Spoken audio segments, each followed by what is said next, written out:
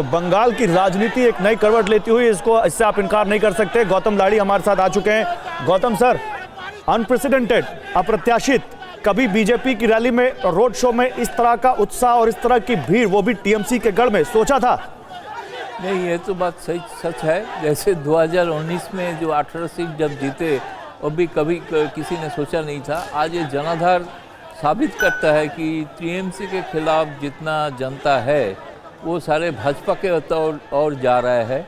इसीलिए आज गृह मंत्री अमित शाह के देखने के लिए, उसके साथ जोड़ने के लिए अगर इतना लोग यहाँ पे शामिल हो रहा है, निश्चित तौर पे तृणमूल के लिए चिंता का विषय है।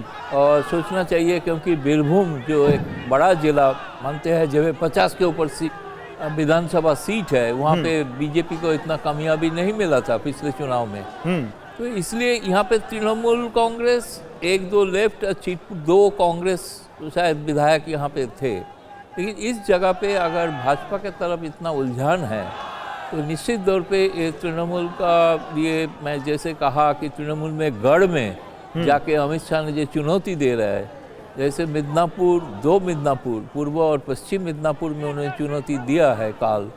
आज बीरभूम, जो मैंने शुरू से ही जो कहा कि जो दक्षिण बंगाल है, जहां तृणमूल का गढ़ माना जा रहा है, वहां पे अगर भाजपा कामयाब होते हैं तो निश्चित तौर पे उसके लिए तो सत्ता के नहीं। लेकिन एक सवाल मेरा और आपसे, आप ये बताइए, अगर जैसा कि हर्षवर्धन जी भी कह रहे हैं कि आप इसको ऐसे मत देखिए कि इतने विधायक बीजेपी में शामिल हो गए, इतने पार्टियों के नेता बीजेपी में शामिल हो गए, आप इसको ऐसे भी तो देखिए कि उन नेताओं को और उन विधायकों को ये दिख रहा है कि ये पश्चिम बंगाल का सियासत का ऊँट किस करवट बैठ रहा है, और कहीं ना कहीं वो उस चीज़ को समझ रहे हैं। और आज ये भीड़ भी कहीं ना कहीं दिखा रही है कि बीजेपी ने पिछले कुछ सालों में अपनी ज़मीन को ज़बरदस्त तरीके से मजबूत किया पश्चिम बंगाल में।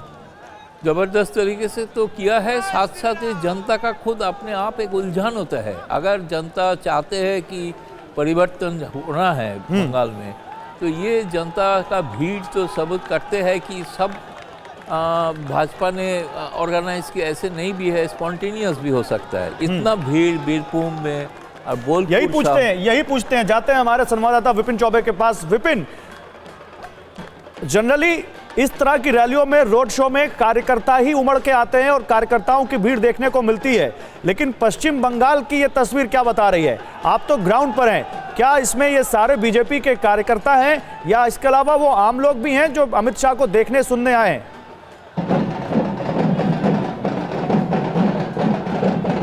देखिए गौरव, शहरें बताने के लिए काफी होते हैं कि वो क्या है, वो कहाँ से आए हैं, वो कौन लोग हैं, वो किसके बुलावे पर आए हैं। मैं आपको चेहरे दिखाता चलता हूँ और उन चेहरों से डिसाइड करिए कि क्या ये बीजेपी के कार्यकर्ता हैं। चेहरे देखिए, इन चेहरों को देखिए और आप समझ जाएंगे आम पब्लिक और बीजेपी के कार्यकर्ता में भेद करना बहुत आसान होता है। और आप देखिए, दादा कहा, क्या नाम है आपका? शेर खान। किसको देखने आए हैं? अमित शाह को। इस बार क्या माहौल है बंगाल का? बंगाल का बीजेपी जाएगा। बीजेपी जीत रहा है? हाँ। अच्छा, दीदी हार जाएंगी? हार जाएंगे। क्यों ऐसा लग रहा है आपको दीदी हार जाएंगी? इसका ये ज्यादा है, सपोर्ट ज्यादा है, बीजेपी का सपोर्ट ज्यादा है। तो इस बार आप कहाँ वोट देंगे? हाँ, आप किसको वोट दे रहे हैं? हम इसको बीजेपी को देंगे। बीजेपी को वोट देंगे। गौरव, ये देखिए, ये चेहरा एक बार फिर देखिए और देखिए, समझिए कि सर आपका नाम क्या है? नदीम खान। नदीम खान। नदीम साहब, क्या माहौल है बंगाल का? अच्छा है। कौन जीत रहा है? ये अमित शाह। अमित शाह जीत रहे हैं। चलिए आगे तस्वीरें दिखाते चलते हैं और इन तस्वीरों को देखिए, कहां कहां से लोग आए हैं। बंगाल का मूड देखिए, दीदी का जो कैडर है, दीदी के कैडर में सेंध लग गई है और जिस कैडर के दम पर दीदी ने बंगाल में 10 साल तक राज किया, उस कैडर की तस्वीरें मैं आपको दिखा रहा हूं, उस माहौल को दिखाने को, उस मूड को दिखाने की कोशिश कर रहा हूं। और लोगों के हाथ नहीं, लेकिन विपिन मैं आपसे समझना चाहता हूं, जनरली जब इतना बड़ा कोई नेता या इतना बड़ा कोई मंत्री आता है इलाके में, तो भीड़ वैसे भी होती है, उनको देखने के लिए भी लोग आते हैं। तो ऐसा तो नहीं है कि ये वार्म थी, ये उत्साह केवल इस उत्साह में कि क्योंकि उनके बीच इतने बड़े नेता, इतने बड़े मंत्री आए हैं, या ग्राउंड पे वो चीज़ आपको महसूस हो रही है कि नहीं, हवा बीजेपी के पक्ष में बहनी शुरू हो चुकी है?